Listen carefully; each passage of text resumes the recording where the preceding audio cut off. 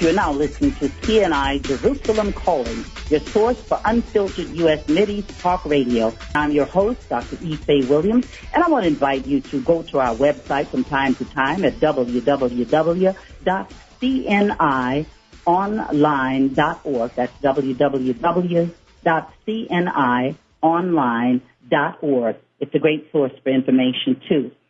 You know, there's an African proverb that tells us it is the women who hold the sky up. And when it comes to creating a climate for building peace, that seems to be ever so true. And that's why we've brought together several women. Today you'll be hearing from two of them. And our first guest is Jala Andoni, a Palestinian Christian and former English teacher, something we have in common, who lives in Beit Sahar, a town also called the Shepherd's Field, to the east of Bethlehem. And I'm blessed to have visited Beit Sahar in the past.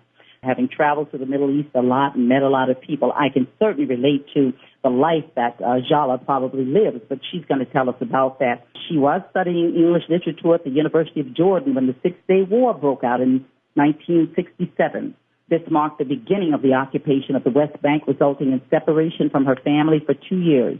And in 1969, after her graduation, she joined her family and became the first female teacher with a BA teaching English in the Bethlehem district. Hello, Jala. How are you? Hello. Good morning. Good afternoon. Morning. I'm sorry. It's great to have you with us. I know that we're different time zones. Your body's probably on your home time, but we do thank you for appearing this morning. And I want you to start out by just telling us, what is a normal life for you? In Palestine? Yes. Our life there is dominated by the force or the power of the occupation. You can never tell whether this day will be normal or not. It depends according to where are you going. Are you going to work or are you going to church in Jerusalem? We suffer a lot from the presence of checkpoints that divide Palestinian villages from other Palestinian villages. Also, there are other checkpoints that separate Palestinian villages with Israeli cities. For example, I can't go on Sunday to pray in Jerusalem as I need a permission. This permit is issued to us from the Israeli government, and it's not easy to get. We only get it twice a year if we apply through our church. And Christmas, they give us for several days, and also on Easter time. The kind of life we live is really difficult because there are restrictions imposed upon our movement. We can't go to pick up the olives that are near the wall. There are walls surrounding settlements and also as well surrounding Palestinian villages. This wall is about, or we call it a barrier, or sometimes it's a fence, but it's electrified. It is about 8 meters high with another fence on top of it. It separates children to go to their schools. It separates workers to go to their work. And everybody needs a permit to go through to where his work is or his school. Those of us in the United States who don't have to go through that probably find what you're saying almost unbelievable, but that is, in fact, the life that you live. I know that at one time you were an English teacher. What is your current work? My current work now, we are working with NGOs after I got my retirement from working in the Ministry of Education. I am working with peace-building institutions with the Arab Educational Institute in Bethlehem. We form women groups in order to fight for our rights. We are fighting for a solution based on human rights, peace, international law, and justice. We do nonviolent actions in order to show our refusal to the wall and to the checkpoints and to the building of settlements inside Palestinian grounds and also to house demolishing. We form vigil marches accompanied with prayers. We host internationals and the Jews who believe in peace in our homes. We tell them it is safe to come to Bethlehem and visit the Holy Land. We want them to listen to our point of view, to see how Christians are living in the Holy Land, because we are losing lots of Christians. And a great number of Christians had immigrated because of the economic situation, because of all the restrictions imposed upon us. Life is not really easy. We want better education for our children, and that's what they do. They seek it abroad. We are only 1% Christians according to the number of the population in the West Bank of Palestine. Now, in some of the social conditions you mentioned, you said that Muslims, Christians, and Jews are involved in fact, living in Jerusalem.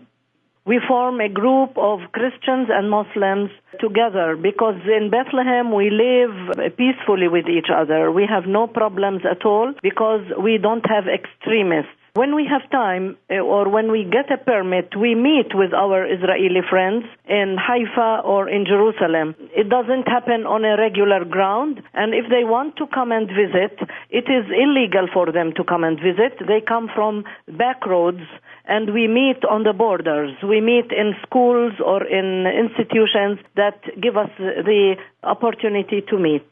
That must be awfully challenging. Would a coalition government between Hamas and Fatah strengthen Palestine, you think? Yes, I think Palestinians should think clearly to ask for our rights and to get help from the American government to let us have a peace solution and a political solution for our issue. The Palestinians should resolve their differences, and Hamas and Fatah should sit together and enough. I want to tell them that it is enough differences, enough fighting. I know that President Mahmoud Abbas is looking forward to a peace treaty with Israel, but because of the great difference in opinion between him and Hamas and what happened in Gaza, things are being delayed. And it is not for the benefit of the Palestinians. And also Israel is delaying all the time. We have negotiations in and off, but nothing on the ground. We don't have trust between each other. Yes, a coalition may help. So do you think it's essential for the United States to play a leading role in peace efforts to actually get these problems resolved, or do you wish the U.S. would just stay out of it? Not only me. When you ask Palestinians who live in my area in Beit Sahur, Bethlehem, we always say if the United States of America, if President Obama didn't ask Israel hardly to end the occupation, to remove the settlements, to make a real peace treaty with the Palestinians, that would not take place. We feel that it is not in the hands of the UN because many UN resolutions had been issued, like 242 and another to stop the settlements, and the International Court to stop building the wall, but nothing happened. We feel it is in the hand of the American government, in the hands of the American people to tell their congressmen that there are people in the Middle East, in the Palestinian territories, who are looking forward for a just peace, for the human rights. Welcome back to Jerusalem Calling, your source for unfiltered U.S. Mideast Talk Radio. I'm your host, Dr. Faye Williams, and we'd like to invite you to our website from time to time, www.cnionline.org, www.cnionline.org. And our guest in this hour is visiting with us in the United States from Israel. Her name is Ruth El-Raz. Ruth is a resident of Jerusalem. She was born and grew up in England. She was born asking questions about differences, income, class, race, religion, and she began studying political science in London, but in 1954 married and moved to Israel to live in a kibbutz. After divorcing and living in the artist village Ein Had for several years, she left Israel to study in France and England, first sculpture, then social work. She was firmly on Israel's side during the Six-Day War, believing that in 2 years Israel would be out of the occupied territories. She returned to Israel in 1970, studying social work and fighting the developing militarism in Israel. In 1972, she was accepted for a field placement at the Hebrew University and stayed there as a staff member until 1987. She's a master's degree in social work from Rutgers University. And as we talk with her, you'll learn more about Ruth El-Raz. Good morning, Ruth. How are you? I'm fine, thank you. It's good to be here. Wonderful. Thank you so much for joining us today. Ruth, I have many friends in Israel and in Palestine. I've had the opportunity to travel there many times. So I'm always concerned about what goes on there. But I want you to help our listeners understand, what is the Jewish-Israeli reaction to the peace process and to President Barack Obama? Israel is fairly divided. As a whole, they very much supported Bush because they felt safe, that he is going to keep us safe. Those that like Bush do not like Obama and do not feel that we can trust him. I love him. When you say that they felt that Bush would keep them safe, did he? It depends how you look at things. If it's the sort of country that I want, no. It's the sort of country that the people who are afraid live in, then yes. I want a country that is not an occupier and that we can develop ourselves as human beings, all the peoples within the country. If there is no occupation, it will be the beginning of the development of Israel as I first thought it would be when I first came in 1954. Tell us, Ruth, what's a normal daily interaction between Jews, Christians, and Muslims like? In the big towns or the mixed towns, there's more interaction. It's not always peaceful interaction. Also, the Christians are very, very, very tiny minority. So you're talking mainly about Israeli Muslims and Israeli Jews. Large parts of the Jewish community have no contact, really, with the Muslim community, who live in their own townships and their own villages. I can't really talk about interaction because there isn't that much interaction. I see. Well, what's a normal day in your life? What are your big concerns? My life is not a normal Israeli life. That is, yes, I work as a psychotherapist, I work in all sorts of things, and as a political activist, I meet a lot of Palestinians. I go out to the Checkpoint Watch. I belong to other organizations. I'm on the board of some things. So, my life is very, very much centered on the Israeli-Palestinian conflict. The majority of people are not that. The majority of people live their own lives. Do you consider yourself then a peace activist, and do you do peace tracking? Do you think you'll be participating in the conference call that Mrs. Fulbright will be having? I didn't know about the conference call. I don't know if I need to participate in it. I support the Goldstone Report. I'm sure he was very fair. He talks about Israeli atrocities. If you have an army, there's going to be atrocities. And I think we have to accept that we're perfectly normal people with a normal army, and that, yes, there were probably some atrocities. He also talked about the activities of Hamas that really do destroy a large part of the Israeli population that live on the border between Gaza. And he also talked about their human atrocities in sending rockets all the time. So, yes, I support the Goldstone Report. As far as I understand, it is legitimate and fair.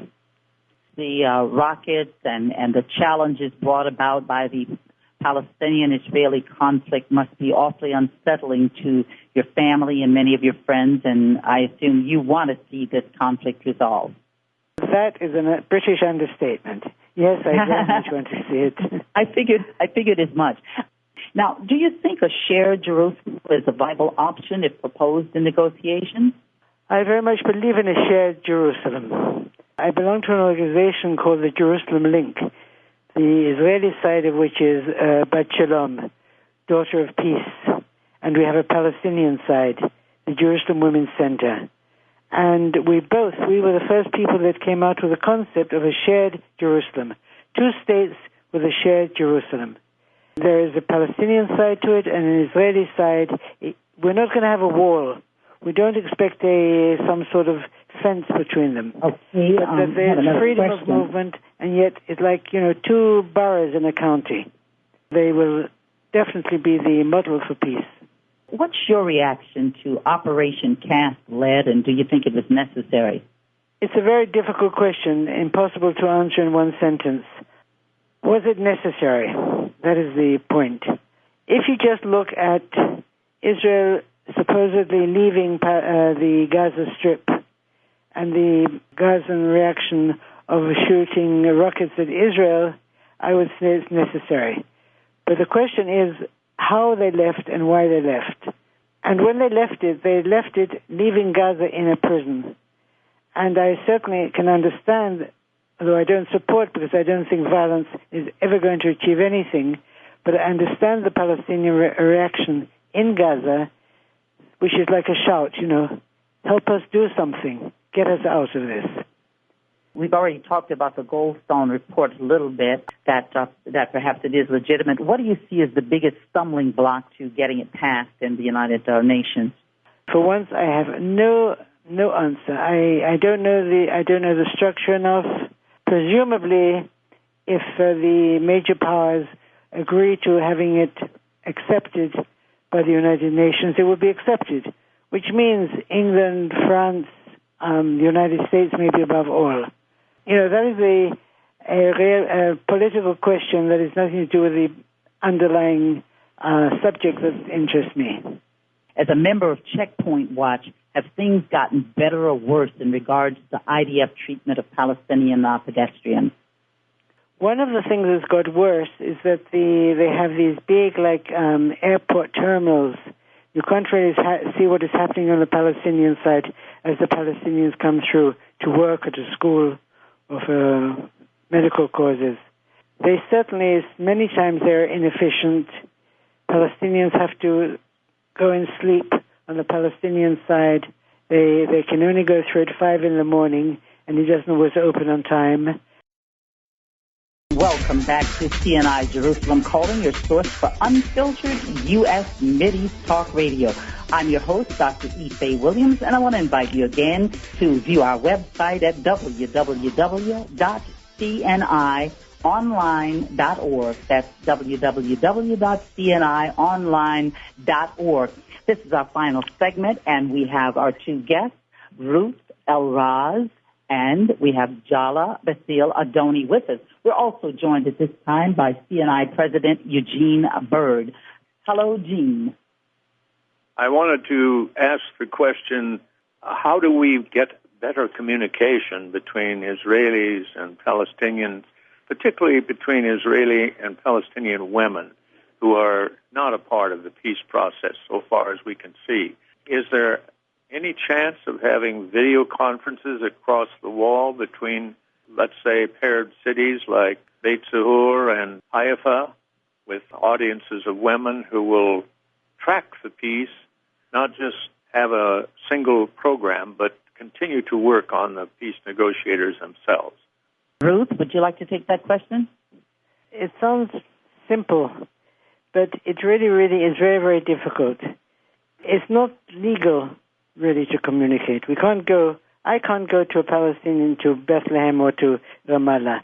And to talk through a telephone, somehow it comes out of a sense of helplessness. How are we going to organize? Who's going to organize us? We have Palestinian-Israeli movements, of which I belong to one. I spoke about it before. There are a lot of Israeli-Palestinian movements. But we're not organized in one way that we can just talk from Haifa to Ramallah by telephone.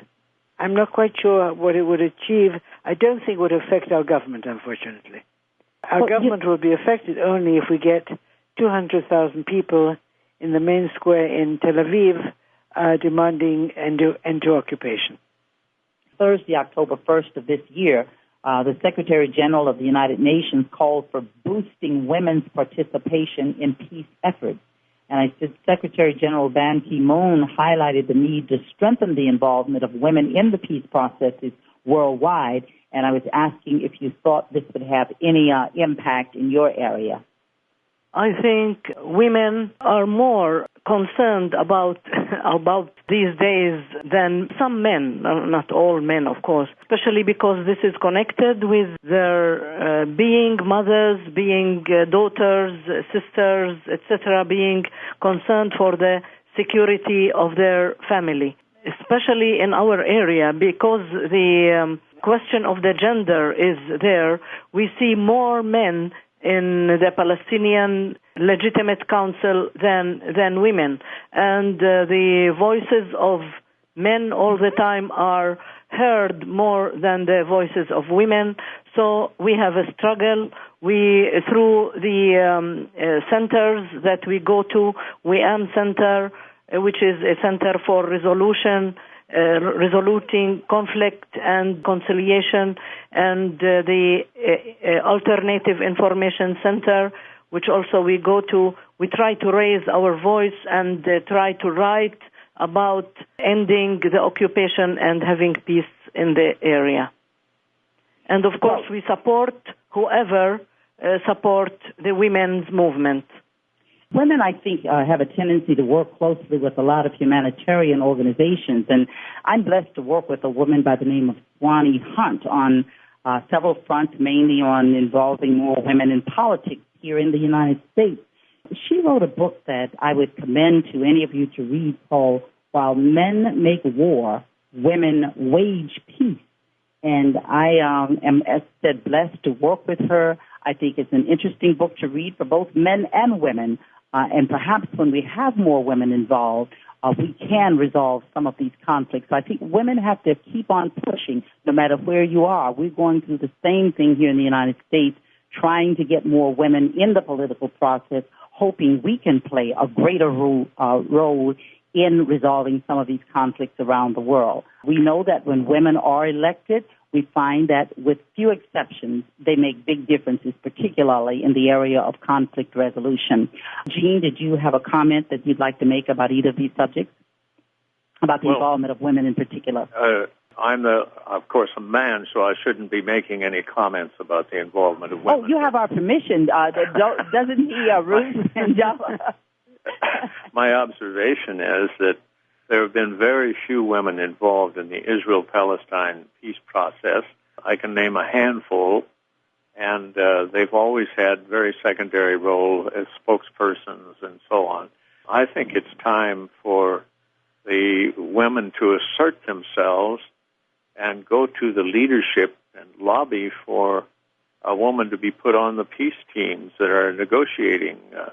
There's a group coming this week, Israelis and Palestinians, to Washington.